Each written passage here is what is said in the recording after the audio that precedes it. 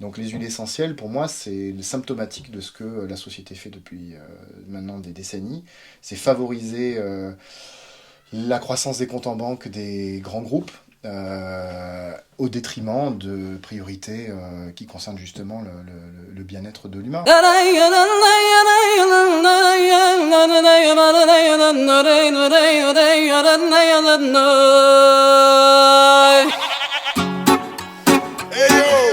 Original vibe in a Toronto groove machine in the air. Celebration in a Subaru station. Run the rhythm.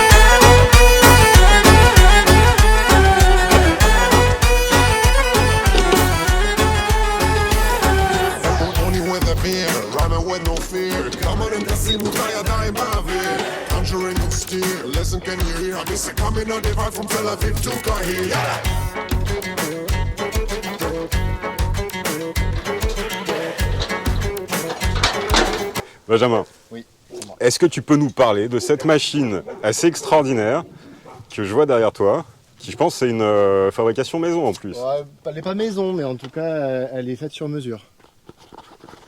On t'écoute.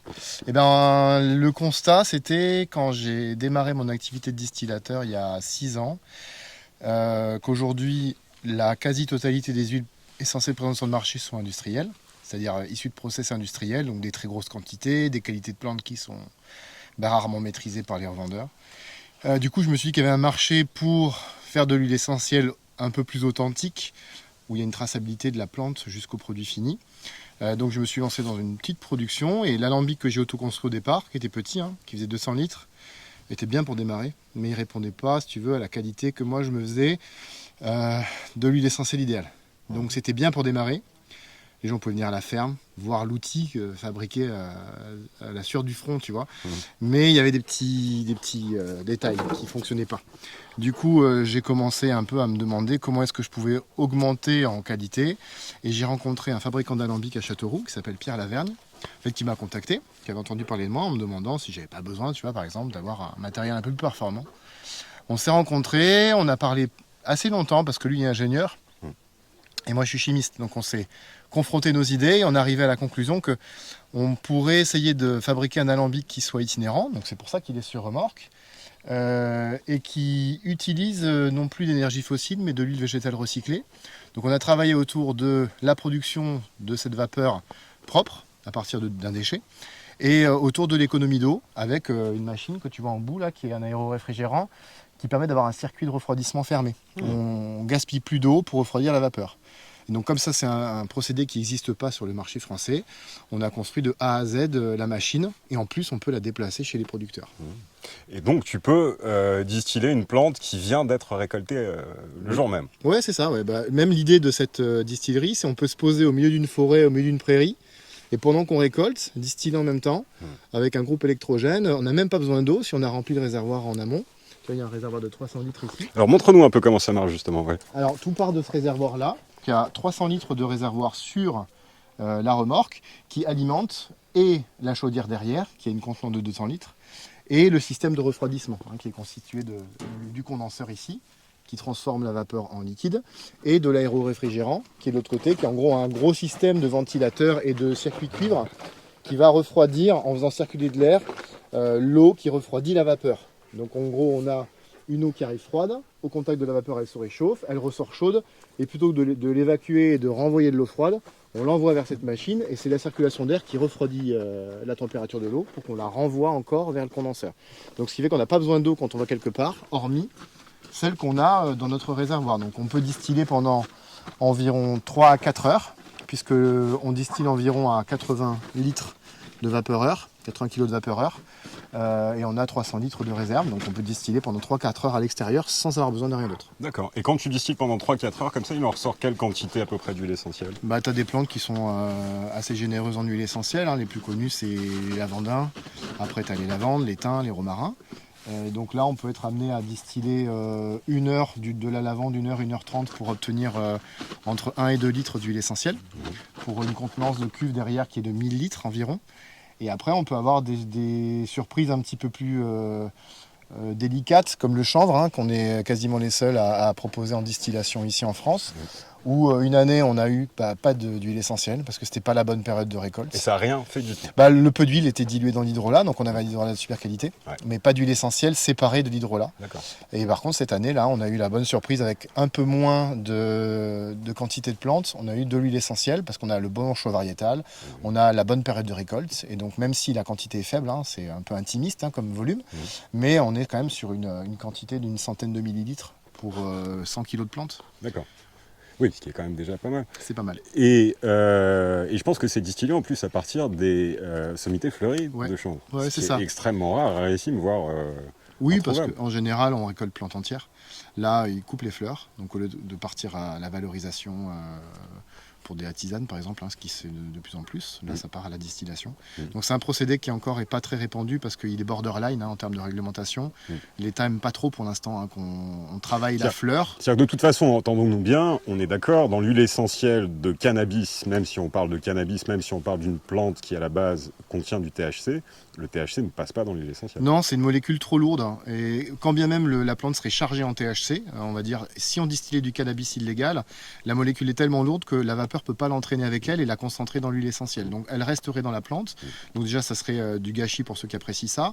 Et en plus de ça, ça n'aurait aucun intérêt pour essayer de le concentrer dans l'huile. C'est pour ça que c'est pas une méthode de prédilection quand on veut récupérer du THC, par exemple pour du thérapeutique en hôpital. Ils n'utilisent pas ce biais-là. En huile essentielle, on va récupérer tout ce qui est suffisamment léger pour être entraîné, donc principalement les terpènes. Et c'est là où le cannabis est intéressant, c'est qu'il est très très riche en terpènes et une variété de terpènes assez unique en son genre. Et après des dérivés cannabinoïdes qui eux pour le coup sont légaux. On parle beaucoup du CBD, mais le CBD également est une molécule assez lourde. Après on parle aussi de liaisons moléculaires qui permettent à l'eau de récupérer cette molécule. Et le problème c'est que le CBD en contient qu'une, donc il a du mal à s'accrocher à la vapeur pour être entraîné. Donc on concentre très peu. C'est pour ça qu'il y a une petite quantité de CBD. Voilà, on peut en entraîner un petit peu, mais trop peu. Et après, par contre, tu as d'autres cannabinoïdes comme le CBN, le CBC, qui sont un petit peu plus intéressants et qui se concentrent un petit peu mieux, mais qu'on ne sait pas détecter pour l'instant dans les huiles parce que les labos ne sont pas équipés. Déjà, c'est très nouveau, l'huile essentielle de chanvre. C'est un produit qui est sur le marché depuis peu d'années. Il n'y avait que la Suisse qui s'intéressait à la question, voire peut-être le Canada, mais c'était encore assez peu répandu. Maintenant que la France a commencé à dire oh oui, pourquoi pas, le CBD et tout, ça va émerger. Donc on a vu quand même une machine assez exceptionnelle, on la revoit parce que tu es peut-être le seul au monde à avoir fait un système comme ça. Hein. En tout cas, ça c'est un prototype qui est unique au monde parce que je suis le seul à avoir réfléchi à ce système. Je sais qu'il y en a qui s'en sont inspirés depuis, généralement c'est des systèmes un petit peu plus volumineux. Là, l'idée c'était de condenser quand même une distillerie sur un tout petit espace, parce que là, la remorque, elle fait 5 par 2. Ouais. Donc sur 10 mètres carrés, on a une petite usine en fait. Ouais. Et donc voilà, on a l'adoucisseur, la réserve d'eau, la chaudière basse pression, parce qu'on distille environ à 0,2 bar, donc qui est bien en dessous de l'atmosphère. Et ça permet d'avoir des qualités d'huile qui sont très largement supérieures aux distilleries qui distillent sous haute pression. Puisqu'on sait, la haute pression et la haute température, ça augmente fortement les rendements. Alors justement, moi j'aimerais bien qu'on parle ensemble 5 minutes de ta vision, quand même très précise, et même très technique, d'une huile essentielle industrielle et d'une huile essentielle que tu distilles toi. Je veux vraiment comprendre la différence. Je veux comprendre pourquoi une huile artisanale va avoir des composants qu'une huile industrielle ne va tout simplement pas avoir, ou en très très petite quantité. On en avait parlé un petit peu tous les deux. Il y a pas mal de paramètres qu'on ne peut même plus mesurer en artisanal parce qu'on peut se le permettre en industrie. Ça va être des paramètres hyper précis de température, de pression, de poids, de ratio, parce que tout est mécanisé, tout est informatisé. Donc là, nous, en artisanal, on va être un petit peu moins pointu là-dessus. Par contre, il y a un truc qui ment pas et auquel je crois beaucoup, c'est l'intention. Et l'industrie, en général, on a une intention première, c'est de vendre, de faire du commerce. Donc on a un produit de départ, on obtient un produit fini qu'on commercialise.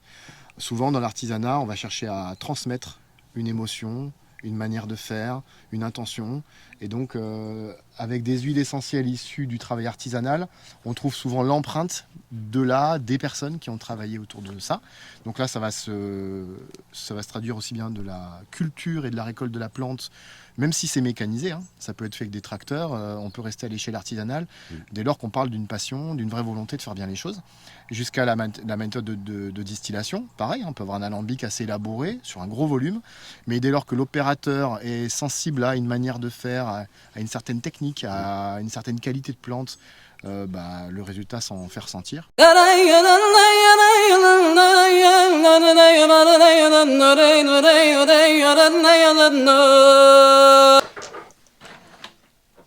Alors Benjamin, Oui.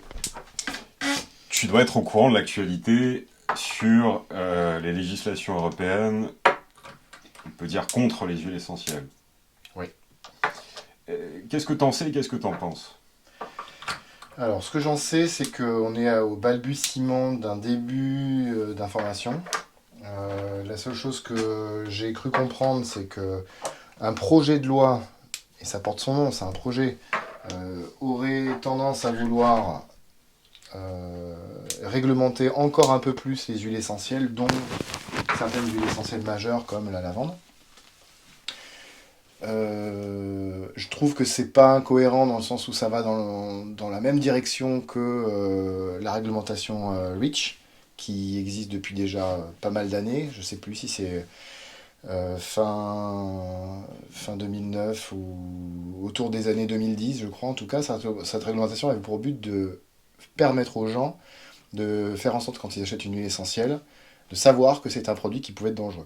Le problème, c'est que ça nuit aux petits fabricants comme moi, parce que souvent, cette réglementation elle est accompagnée d'audits, de tests, etc. Ça coûte très cher. Oui, c'est ça, qui scinde un petit peu la profession entre ceux qui ont les moyens d'aller dans la direction des tests et des audits, et ceux qui ne l'ont pas. Donc, il y a deux stratégies, hein, ceux qui fraudent et qui font quand même, malgré la réglementation contraignante, et ceux qui décident d'arrêter de faire parce qu'ils ne peuvent plus assumer. Moi, j'ai contourné un peu la réglementation, dans le sens où une huile essentielle, son usage principal, généralement, c'est cutané. On va être amené à diluer l'huile pour l'appliquer sur la peau et faire passer comme ça dans la voie sanguine. La plupart du temps, c'est ce qui est conseillé, en tout cas pour les huiles essentielles. Et après, tu as un deuxième pan d'utilisation qui va être en interne. Là, souvent, c'est un petit peu plus délicat, c'est plus réservé aux gens qui ont au moins l'intérêt à se renseigner sur comment est-ce qu'on utilise une huile, comment on la dilue, à quel dosage on la prend, à quelle fréquence on la prend, lesquels on peut prendre, lesquels on ne peut pas prendre. Et donc cette réglementation elle est pour but de bien expliquer aux gens dans quoi ils s'engagent quand ils font ce genre de choses. Le problème, c'est que ça amène des dérives, en particulier l'émergence des laboratoires qui ont pignon sur rue pour communiquer là où nous, en tant que petit artisan, on ne peut pas communiquer. On parlait des allégations thérapeutiques tout à l'heure. Donc moi, puisque j'ai décidé d'avoir une réglementation la plus simple possible, je suis resté en alimentaire pur, donc ça c'est la labellisation AB, et qui n'est pas cosmétique. Donc ce qui fait que je ne peux pas parler de l'usage cosmétique de mes huiles essentielles, donc je ne peux pas dire à mes clients vous pouvez mettre cette huile sur la peau, sur les poignets, sur la plante des pieds. Je ne peux que la recommander comme complément alimentaire, comme si je voulais assaisonner une salade ou assaisonner un plat.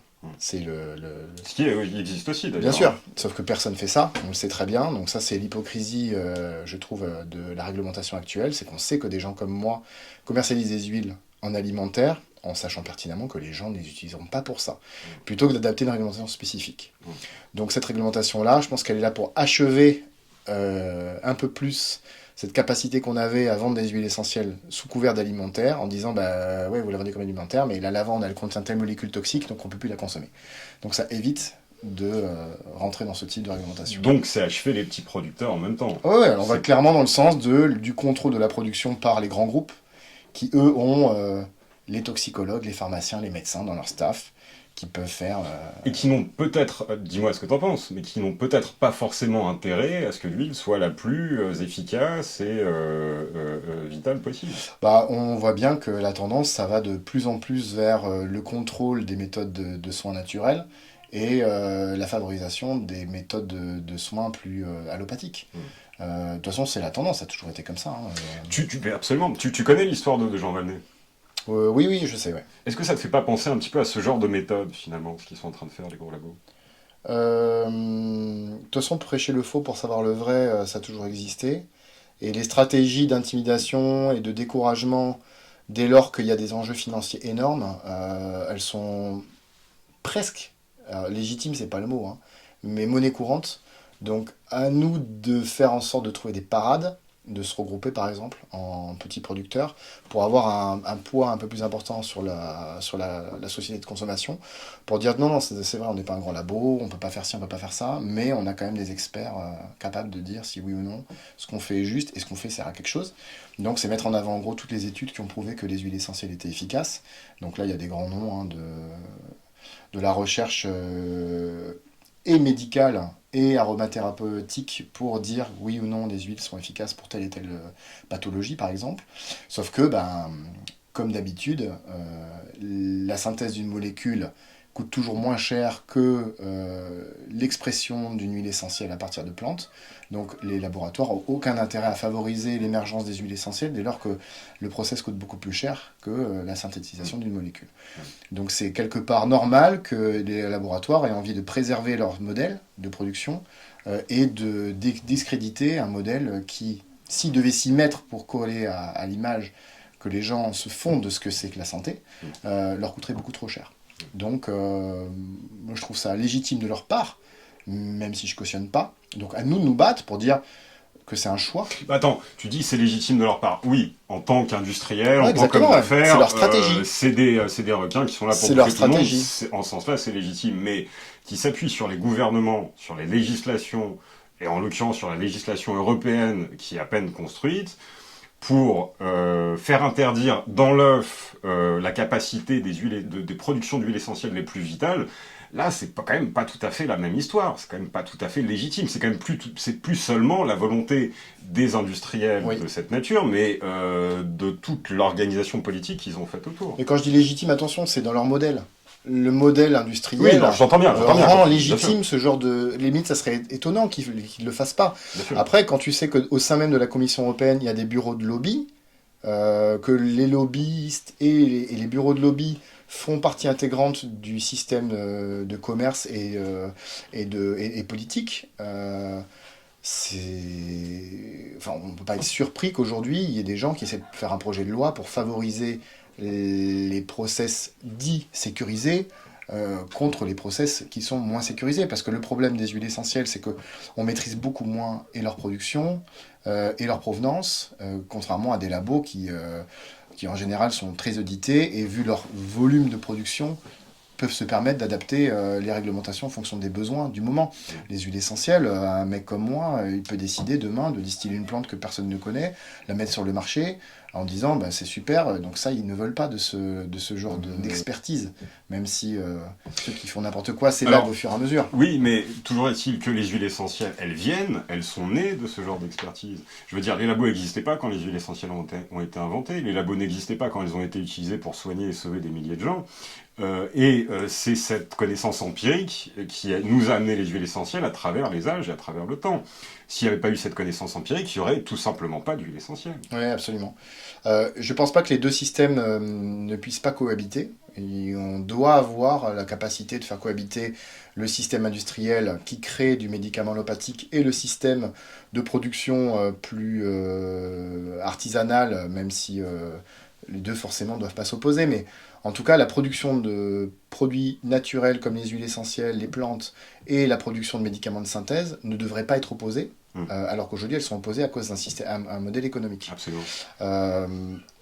La difficulté, c'est de trouver des gouvernements qui sont capables de dire « Ok, on comprend, mais on va dans le sens aussi du besoin. » Et aujourd'hui, on a l'impression qu'on va moins dans le sens du besoin.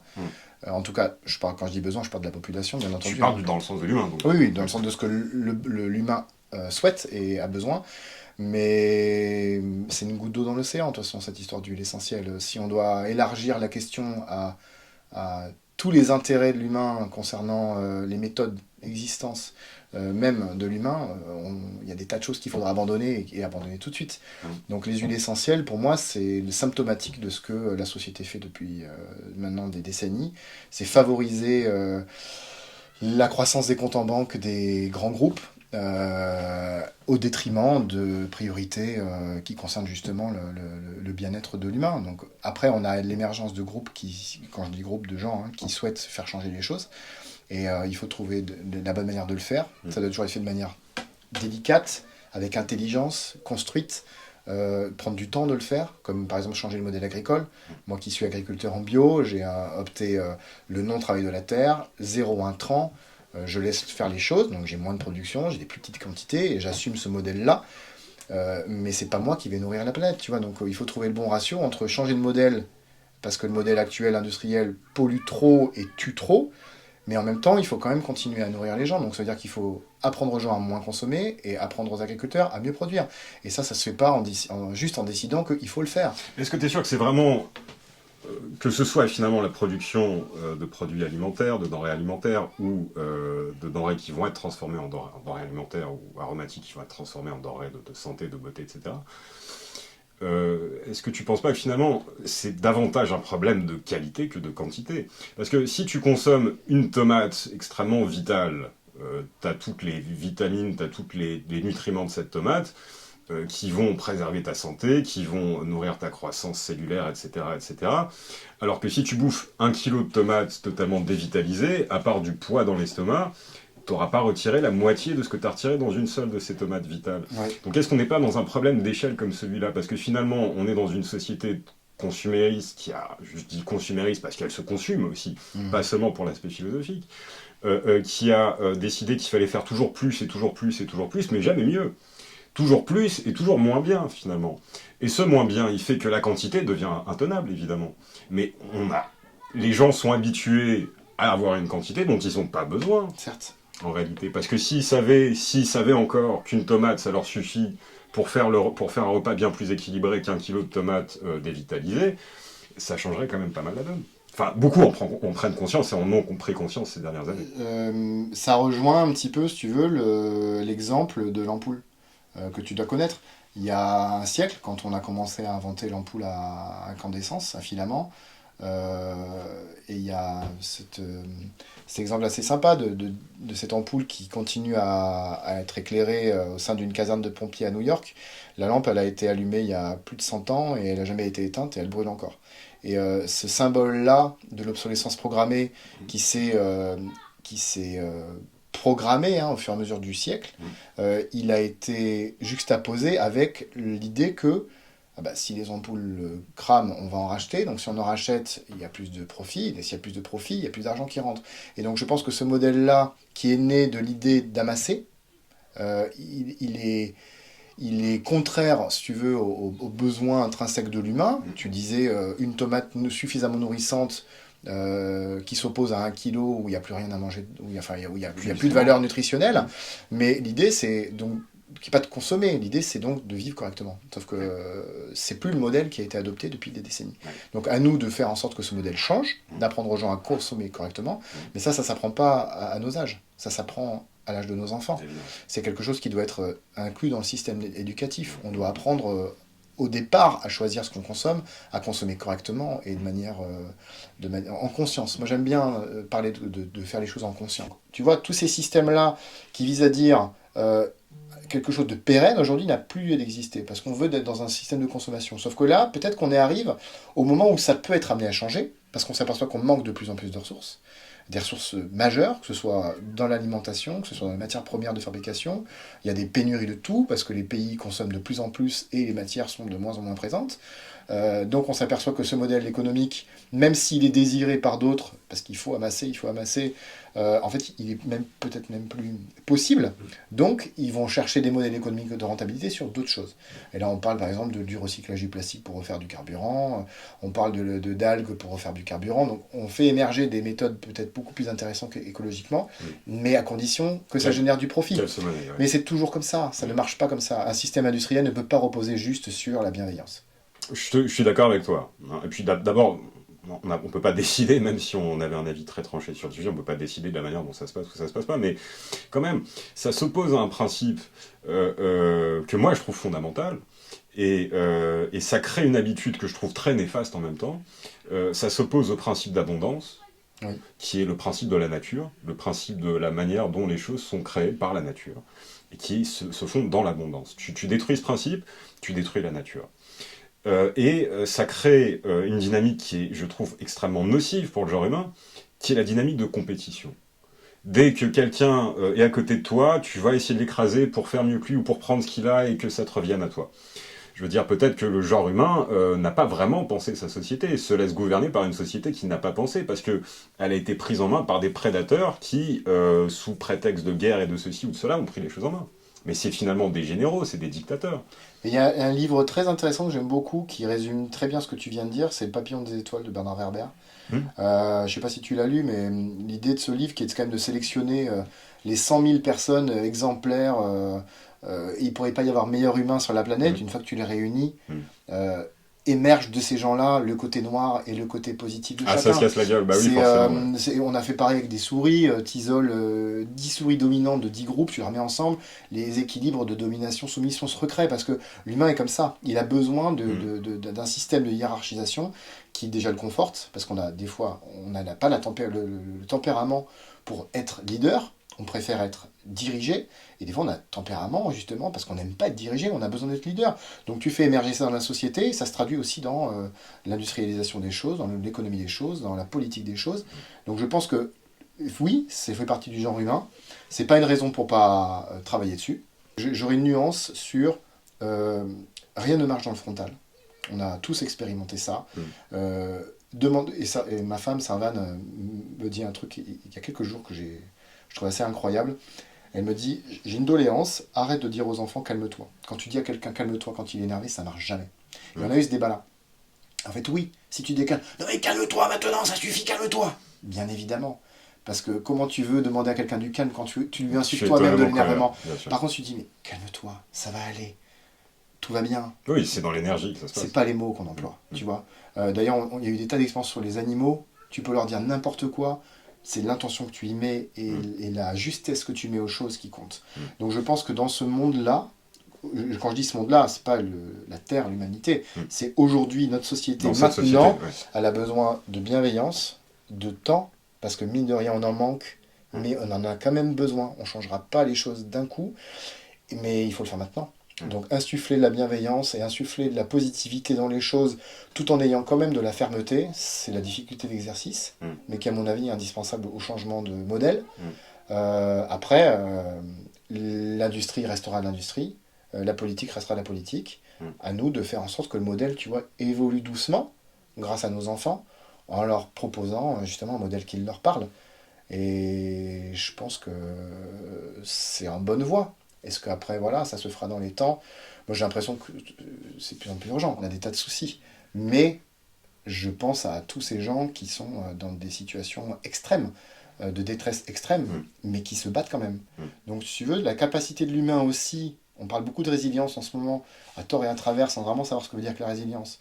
Mais la capacité d'émerger d'une souffrance pour en faire une force et travailler autour de ça, soit pour l'insuffler aux autres, soit pour travailler soi-même autour de cette difficulté, je trouve qu'elle est essentielle, et en particulier aujourd'hui. Donc, pour en revenir un peu à l'idée de départ, qui est, tu as un projet de loi sur l'interdiction d'une huile essentielle parce que elle contiendrait des molécules toxiques, et donc pour prémunir les gens d'une toxicité certaine par l'après, on va l'interdire. Oui, mais ce qui est complètement con, parce que par exemple, 99,9% des médicaments qui sont vendus sur le marché, sont toxiques à haute dose. Tu prends une tablette, c'est la mort assurée. Même si tu bois une fiole d'huile essentielle, tu dois vraiment, vraiment avoir les intestins dans un sale état, mais tu as quand même de bonnes chances de survivre, à mon avis. Ouais, ça dépend des huiles, mais effectivement, ça ne te met pas bien, ça te tue, c'est rare que ça te tuera. Mais c'est pareil, dire ça, c'est un peu jouer à la roulette russe.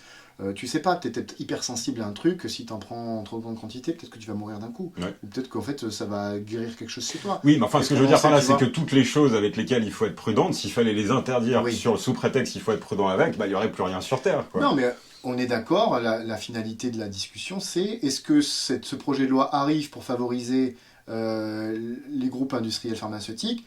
Ça y ressemble. Mais la manière dont c'est présenté, la manière dont c'est médiatisé, et surtout l'intérêt que les gens ont depuis maintenant quelques années pour la consommation des huiles essentielles, et particulièrement la lavande, qui est une huile essentielle couteau suisse que tout le monde utilise tout le temps, avec tous les bienfaits qu'on lui connaît. Ça, c'est évident, tu vois. Personne ne peut nier les bienfaits d'une huile essentielle de lavande. Bien sûr, tu as des gens qui vont être allergiques Mais au les labos, linalol ils ou- ont pas peur de nier ça. Non, mais c'est parce que c'est pas leur intérêt. C'est pareil pour un groupe politique. Mais tu dis personne peut nier. Eux, ils représentent beaucoup de monde. Ils Mais représentent mais- tout leur staff, ils comme- représentent leurs patrons, ils représentent les partis politiques affiliés, ils représentent tous les gens qu'ils ont galvanisés, voire manipulés, voire tout simplement conditionnés à penser comme ça. Oui, non, bien sûr. Chacun voit midi à sa porte. Les seules choses qui pour moi sont ultra condamnables, c'est tout ce qui nuit de manière certaine à la vie, dans sa globalité. Tout ce qui est évident, montré, prouvé que ça nuit à la vie, parce qu'on s'envie pas d'humain. Là pour moi c'est condamnable, de manière certaine. Tout le reste, c'est de l'arrangement en fait. C'est notre société maintenant qui compte. Ouais. Tu vois, c'est ce qu'on en a fait aujourd'hui. Et c'est de cette société-là dont il faut arriver à se dépatouiller. Voir les choses dans le présent. Même si, tu vois, il y a avant, il y a aujourd'hui et il y a demain. Donc moi je me dis aujourd'hui comment on fait et demain comment on fait. Avant c'était avant. On peut s'inspirer des belles choses d'avant pour construire demain et travailler avec le aujourd'hui. Donc moi il n'y a que ça qui m'intéresse. Eh ben écoute, on va conclure sur cette sage réflexion. Préoccupons-nous d'aujourd'hui. Absolument. Et essayons de regarder, d'avoir une vision de demain qui soit encore bienveillante et en conscience. Merci Benjamin. Avec plaisir, merci Navis.